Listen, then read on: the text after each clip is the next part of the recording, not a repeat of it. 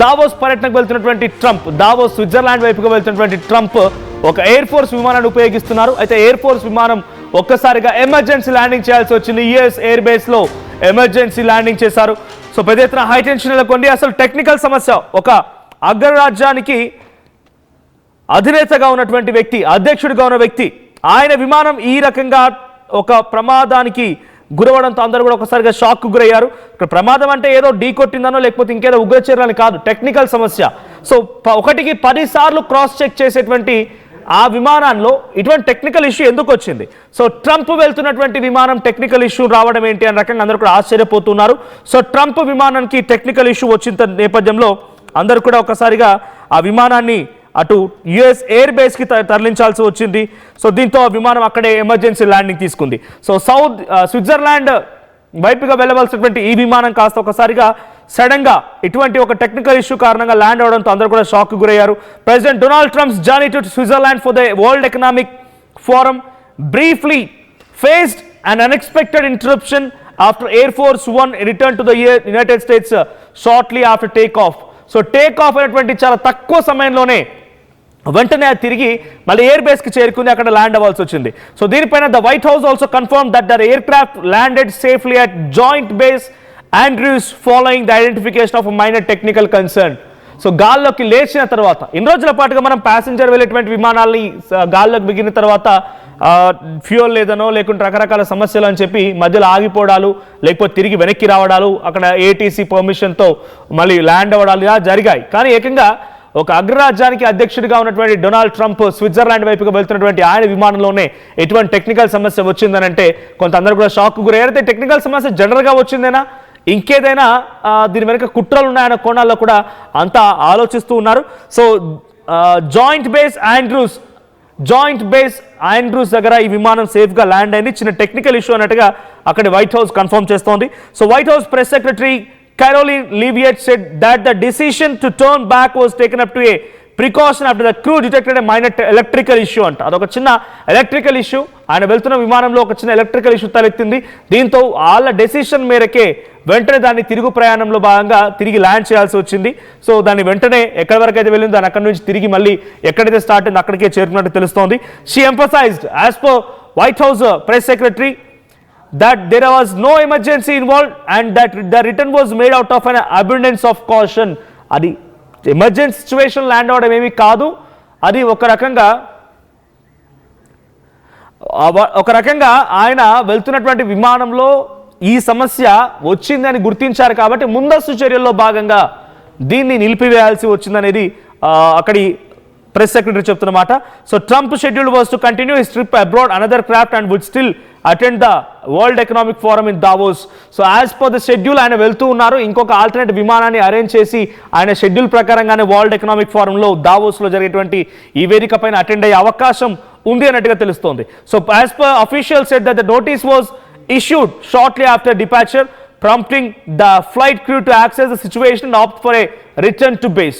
The aircraft landed without incident at Joint Base Andrews.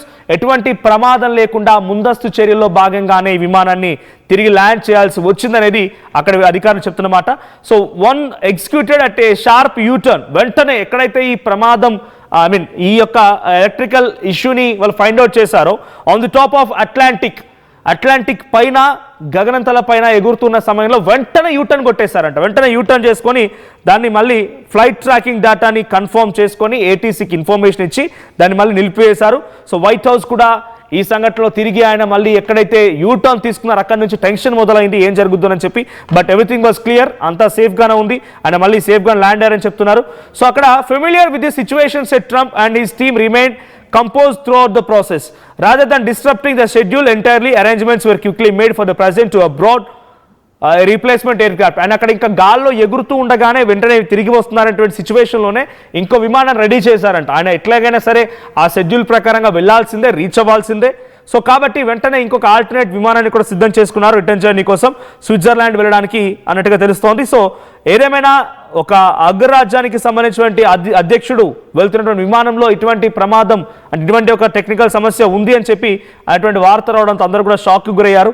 So ప్రస్తుతానికి ఎటువంటి ఇబ్బంది లేదు. ట్రంప్ మాత్రం మళ్ళీ సేఫ్గా వచ్చి ల్యాండ్ అయిపోయి వేరే విమానాన్ని చూస్ చేసుకొని మళ్ళీ ఆయన దావోస్ పర్యటనకు సిద్ధమైనట్టు తెలుస్తోంది. సో డొనాల్డ్ ట్రంప్ అందుకే చెప్తుంటారు, సో ఇక్కడ నేను మాట్లాడాలో వద్దో ఈ న్యూస్ నుంచి తెలియదు కానీ కర్మ అనేది ఒకటి ఉంటుంది. సో డెఫినెట్గా 10 మందిని హింసించినప్పుడు కర్మ అనేది వెనుకకు వెంటాడుతున్న రకంగా చాలామంది చెప్తుంటారు. కాబట్టి మేబీ డొనాల్డ్ ట్రంప్ విషయంలో అదే జరుగుతుందేమో.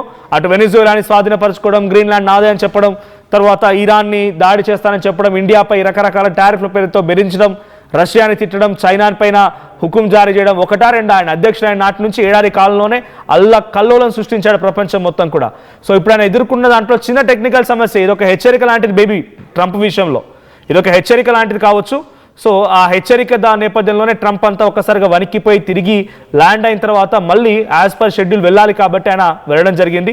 సో ట్రంప్ విషయంలో ఏం జరిగింది అనుకుంటున్నారు? నిజంగానే అందరూ చెప్తున్నట్టే కర్మ ఫలితం లాంటిది ఉంటుందా?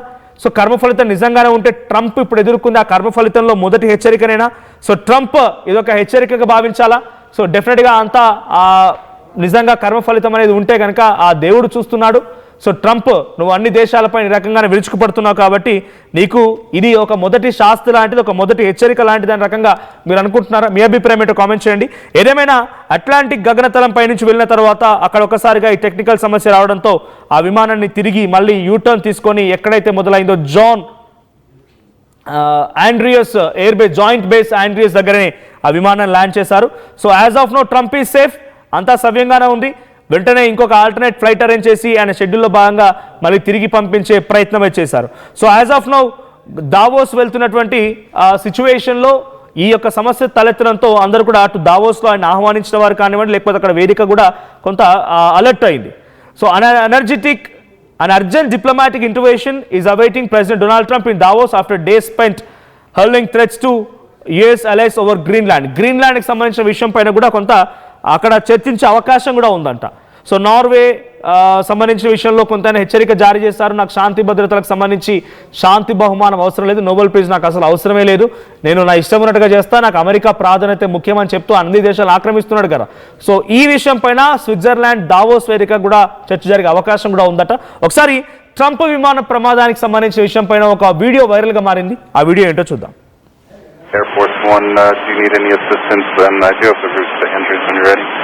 Air Force One, clear direct to Andrews. Air Force One, do you need any assistance? I do have the routes to Andrews when you're ready. Air Force One, clear direct to Andrews. Air Force One, do you need any assistance? I do have the routes to Andrews when you're ready. Air Force One, clear direct to Andrews. Air Force One, do you need any assistance? I do have the routes to Andrews when you're ready. Air Force One, clear direct to Andrews. Air Force One, do you need any assistance? I do have the routes to Andrews when you're ready. Air Force One, clear direct to Andrews.